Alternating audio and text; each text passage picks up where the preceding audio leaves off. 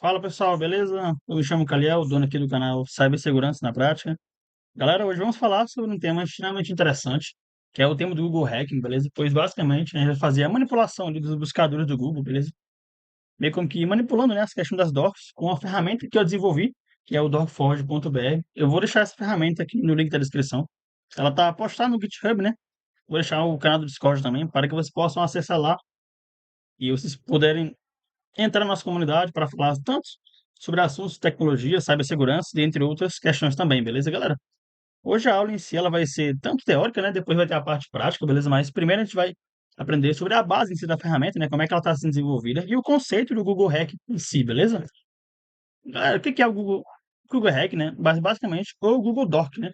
Que basicamente consiste em usar operadores avançados de busca para encontrar no próprio Google, né, pessoal, informações interessantes, como por exemplo, informações públicas, né, que ficou exposta ali ou indexada de maneira inadequada pelo Google, beleza, galera?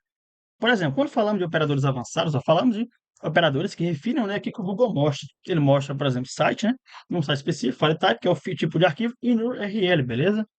Na busca comum, pessoal, 1 milhão de resultados são, na maioria das vezes, genéricos, né? Então, você garimpa página por página. Então, galera, o que acontece? Quando a informação é indexada, muitas das vezes, arquivos sensíveis são indexados, painéis de diretórios administrativos que vazaram para a busca, beleza? Então, isso aqui, pessoal, acontece quando você não configura aquele robot.txt de uma maneira adequada, beleza? Para o seu site. Então, pessoal, essa configuração do robot.txt é algo extremamente interessante que vocês devem aí estar atento, beleza? Caso seu site não esteja ali configurado de uma maneira correta.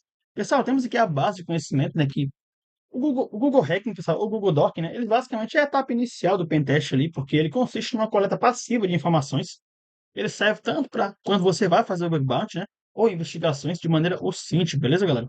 Pessoal, como o Doc é exatamente o arquivo ou o painel que importa, beleza? Ou seja, ele é muito direto ao ponto.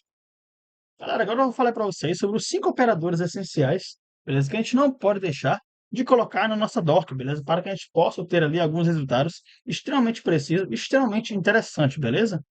Galera, como vocês podem ver aqui, ó, podemos colocar a doc site, né? Para ele detectar um site específico, ele restringe a um só domínio. Caso eu coloque site, dois pontos, facebook.com, ele vai registrar, ou seja, a um único domínio, beleza? Por exemplo, site, dois pontos, .gov.br. Ele vai listar nesse domínio específico, né? Ou seja, a gente vai encontrar informações sobre esse domínio específico.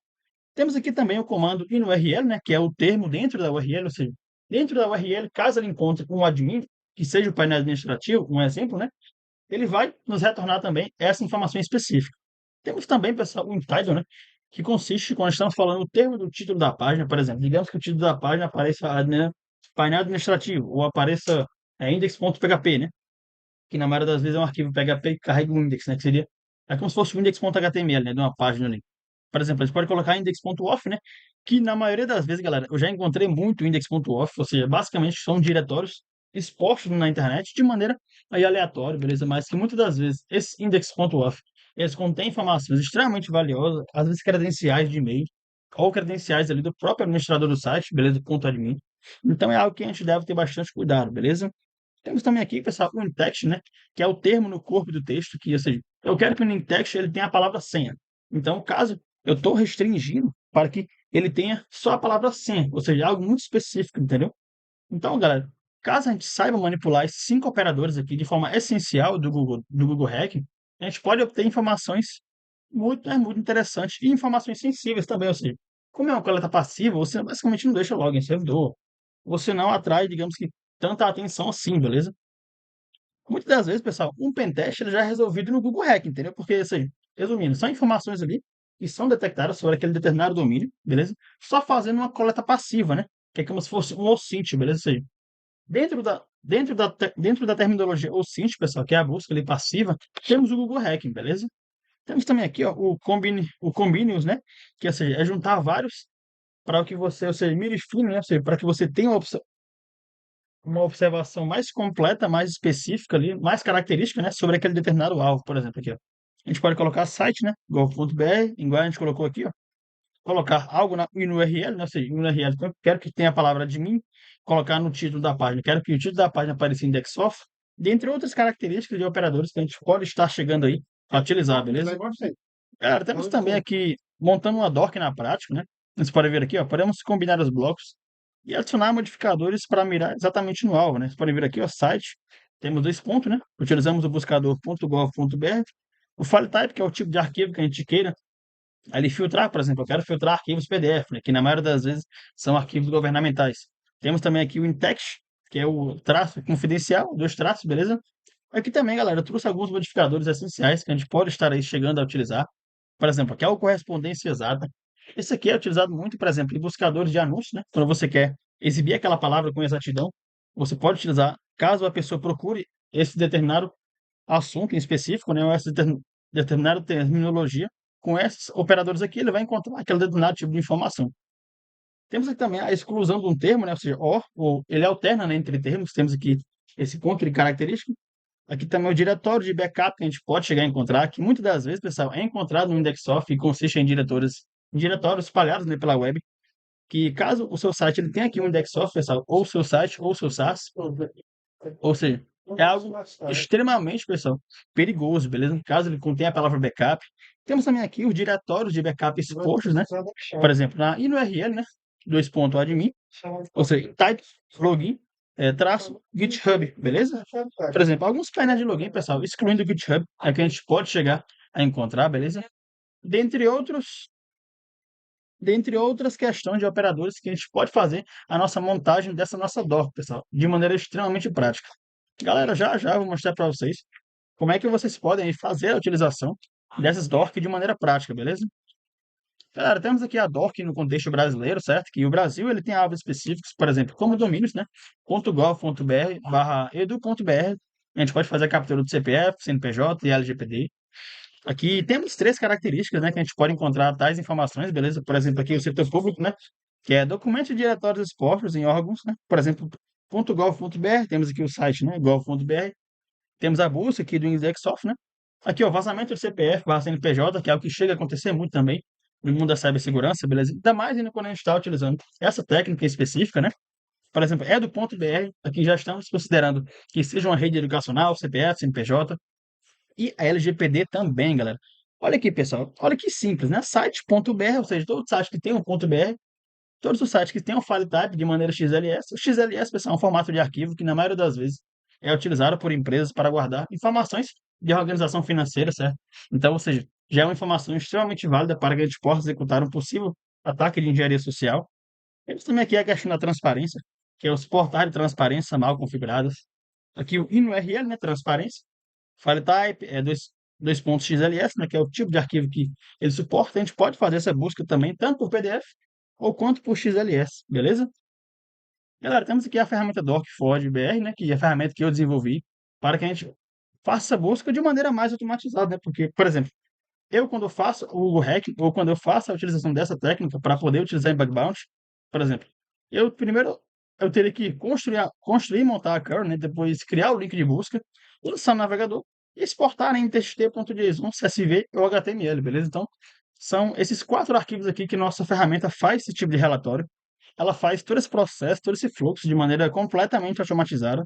Eu vou até deixar aqui o link, pessoal, da descrição para que vocês possam utilizar essa ferramenta, pois e o mais interessante é que ele utiliza sem scrap, né? Ou seja, sem o capt ali, sem bloqueio.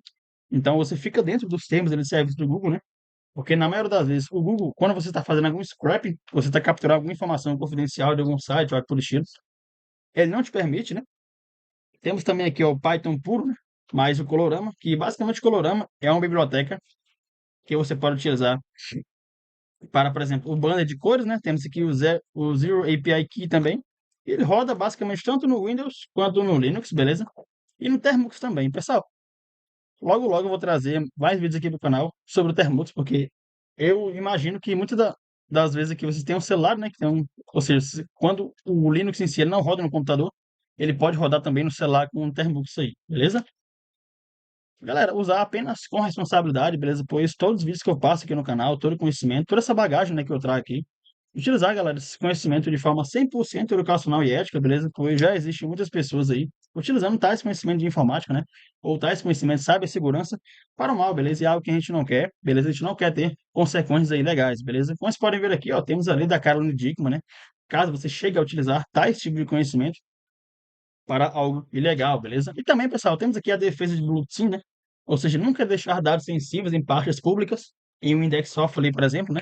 Ou usar o noindex, né, /orbs.txt e remover os arquivos expostos, certo, galera? Monitorar também sua própria superfície, né, com estes mesmos docs e fazer a configuração dos alertas, né, pessoal, para vazamento do seu domínio em específico, beleza? Pessoal, ó, um, mais um disclaimer aqui que eu deixo, beleza? Sempre no final do tanto no início do vídeo quanto no final do vídeo, eu deixo muito disclaimer, né? Porque realmente, senão o YouTube ele chega a banir esse tipo de conteúdo de cibersegurança, beleza? Ainda mais ainda quando é um cibersegurança na prática, né? Que é um vídeo que eu mais foco aqui no canal, pois acessar, galera, e coletar ou expor dado terceiro, né, sem autorização, é crime, beleza? Então, caso você faça essa utilização dessa ferramenta, a responsabilidade é 100% sua, beleza? Então, só deixando esse disclaimer aqui e esse aviso. Galera, recapitulando, né? O que a gente falou nessa aula teórica aqui, beleza? A gente falou sobre operadores, exemplos práticos, como é que a gente pode fazer a utilização, pois o foco no Brasil, né? O desenvolvimento em si da ferramenta docforge.br. Temos aqui o Google Doc também, que não é mágica, né? Ele é a precisão, a gente pode usar com ética, né? E trabalhar a seu favor, entendeu? Temos também aqui o nosso canal para a galera se inscrever e a nossa comunidade, pessoal, para que vocês possam estar entrando, beleza? Para tirar dúvida ou conversar sobre diversos assuntos de tecnologia, beleza? Pessoal, temos aqui ó, o eco obrigado por assistir, certo? Que é basicamente como se fosse um disclaimer, né? Mais aqui sobre essa aula teórica, beleza? Galera, agora vamos falar sobre a parte prática, que esse aqui é a ferramenta em si, né? Eu já estava utilizando essa ferramenta, estava fazendo os testes aqui, beleza? Pois, pessoal, o desenvolvimento em si da ferramenta, ela tá, por exemplo, temos aqui o arquivo database.py, que é o arquivo do banco de Google Docs, né, pré-definidos, que a gente faz a organização ali por categoria, beleza? Temos aqui, ó, alguns importes, temos aqui a classe doc, né, que ele faz a representação de um único doc catalogado, beleza? Aqui, ó, temos os seguintes parâmetros aqui, né, que é o título do doc e a descrição. Aqui a função, né, como dicionário, beleza? Está pegando esses dois parâmetros aqui, tanto o str, ele faz ele percorrer esse array, beleza? Aqui, ó, classe categoria. Então, pessoal, essa aqui é a nossa estrutura de arquivo, beleza? Temos também o arquivo exporter.py, que basicamente consiste na funcionalidade da gente exportar, né, tanto para PD, tanto para HTML, para JSON, beleza? Dentre outros arquivos também que a gente pode fazer esse tipo de relatório, beleza, galera? E aqui, pessoal, é o arquivo principal que a gente faz a execução da ferramenta, né, que é o docforge.br, beleza? Aqui, ó, são os exemplos de CLI, né, como é que você pode utilizar, mas quando você executa ele, pessoal, quando você executa Python, docforge.py, barra listar, ele vai listar, né, todos os tipos de doc que vocês possam estar utilizando, vai fazer essa catalogização por categoria, né? Mas, na maioria das vezes, eu uso ele pelo modo interativo, beleza? Que é o que vocês vão ver nessa aula aqui. Galera, temos também aqui o nosso Redmi, para que a gente possa utilizar a nossa ferramenta de uma forma mais eficiente, né? Aqui temos a descrição, o aviso legal em si sobre a ferramenta, né? Temos aqui a filosofia, a arquitetura ética também. Temos também aqui as funcionalidades que o nosso banco, né? Ou que nosso sistema, que a nossa ferramenta em si, ela contém, beleza? Temos aqui o requirement.txt, basicamente consiste nas bibliotecas que a gente chegou a utilizar em toda essa arquitetura aqui, beleza? Para que vocês possam instalar essa ferramenta, galera, só tem que digitar aqui, ó, no PowerShell ou no CMD, né? Eu gosto de usar o CMD, beleza? Você digita aqui em pip install "-r requirement", beleza? Assim vocês vão fazer aí a instalação .txt desse determinar a biblioteca, beleza? Aqui como eu já tenho, pessoal, já vai listar aqui, ó, o requirement already satisfied, né? Então, como eu já tenho essa ferramenta, essa biblioteca em si, né? Pois eu já utilizei, dentre outras bibliotecas também. Então, ela já está aqui instalado no meu próprio pip, beleza, galera? O pip, pessoal, para que vocês não sabem, ele consiste no gerenciador de pacote de instalação do próprio Python, beleza? Galera, para que a gente possa rodar essa ferramenta de modo interativo, né? A gente possa ali, fazer a navegação entre as docs no Google, a gente vai digitar o comando docforge, né? Docforge.py, beleza? E a gente vai clicar um Enter. Pessoal, como vocês podem ver aqui, ó, aqui ele mostra o banner da ferramenta, né? O versionamento em si da ferramenta, Google Hacking para o cliente autorizado. E aqui é o menu principal, beleza? Aqui, pessoal, na opção 1, a gente faz a listagem de todas as categorias que existem de docs, beleza? As categorias, elas estão aqui no database.py. Aqui, ó, a gente gera uma doc, né? De uma determinada categoria. Aqui a gente pode construir nossa doc de forma customizada também. E olha que legal, pessoal, temos aqui a automação para a gente abrir uma doc no próprio navegador, beleza? A gente pode fazer a exportação de resultado, né? ali no TXT, JSON, CSV e .html também. E aqui a gente pode fazer a configuração de delay, motor de busca, e também podemos buscar a doc por palavra-chave, né? E a opção 10, né, que é o ver limpar a seleção atual, que a gente basicamente dá um clear, né, no comando ali. Pessoal, para que a gente execute essa ferramenta em si, a gente vai colocar aqui, ó, listar a categoria de doc. Como vocês podem ver, galera, ele faz tanto de arquivos confidenciais expostos, né? Ele pode capturar também painéis de login e administração. Podemos também diretórios listados, né? Que é o directory listening, que é o, digamos que o index soft ali da página. A mensagem de erro debug, porque na maioria das vezes, galera, a mensagem de erro, eles vazam ali alguns stack trace, né? Ou às vezes algum erro de SQL, informação de debug, ou até mesmo erro do servidor. Por exemplo, com aquela versionamento que ele determinar no servidor, a gente pode ter uma possível falha, né? Que a gente pode encontrar, então já seria um possível vetor de ataque. Temos também o dump, né, o SQL, o backup, que a gente pode fazer também, que a gente pode encontrar. Muitas das vezes é encontrado arquivo de backup, ou também exportações do banco de dados, né, que estejam indexados ali. Interface web de dispositivos conectados expostos à internet. Aqui estamos falando mais sobre a terminologia de IoT, beleza? Que é bastante interessante. Eu já fiz até um vídeo aqui no canal falando sobre o Shodan, que demonstra muito esse conceito do IoT, né? E dentre outras docs que a gente pode utilizar, pessoal. A gente vai digitar um enter aqui, ó. Ou a gente pode digitar aqui, ó.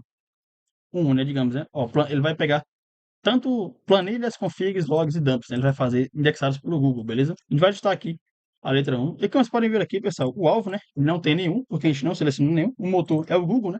Que ele vai fazer essa busca.